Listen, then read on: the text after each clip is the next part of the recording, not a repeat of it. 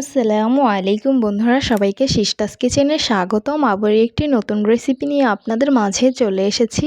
আজকে আপনাদের তৈরি করে দেখাবো ডাটা দিয়ে দেশি কই মাছ রান্না, তো সাথেই থাকুন।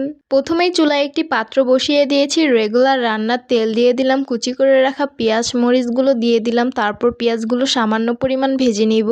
পেঁয়াজগুলো সামান্য পরিমাণ ভেজে নিয়েছি, পরিমাণ মতন আদা রসুন বাটা দিয়ে দিব, স্বাদ মতো লবণ দিয়ে আদা রসুনগুলো সামান্য ভেজে নিলাম, পরিমাণ মতন হলুদ মরিচের গুঁড়ো দিয়ে দিব, সামান্য পরিমাণ পানি দিয়ে মশলাগুলো সুন্দরভাবে কষিয়ে নিতে হবে। অফ ক্যামেরায় আমি মাছগুলো ভেজে নিয়েছি।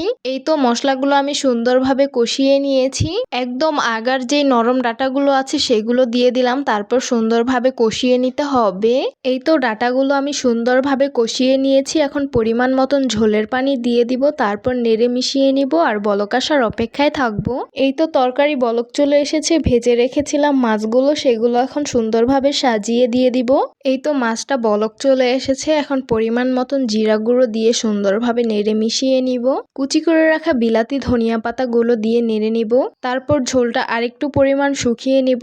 এই তো তরকারি হয়ে গেছে, নামিয়ে সার্ভ করে নিব। ডাটা দিয়ে দেশি কই মাছ রান্না পরিবেশন করে নিলাম। দেখতে অনেক বেশি লোভনীয় লাগছে আর খেতে কিন্তু খুবই সুস্বাদু হয়েছে। কই মাছের পেটের ভিতরে কিন্তু অনেক পরিমাণ ডিম ছিল, আর ডিমওয়ালা মাছ তো খেতে এমনিতে অনেক বেশি সুস্বাদু লাগে। তো আশা করছি আমার আজকের রেসিপি আপনাদের কাছে ভীষণ ভালো লাগবে। ভালো লেগে থাকলে আমার ইউটিউব চ্যানেলটি সাবস্ক্রাইব করবেন, আর যারা আমার ফেসবুক পেজ থেকে দেখছেন পেজটিকে ফলো করবেন। সবাই অনেক বেশি ভালো থাকবেন, সুস্থ থাকবেন, আর সিস্টাস কিচেনের সাথেই থাকবেন। আবারও কথা হবে কোনো নতুন ভিডিওতে। তাহলে আজকে এই পর্যন্তই। আল্লাহ হাফিজ।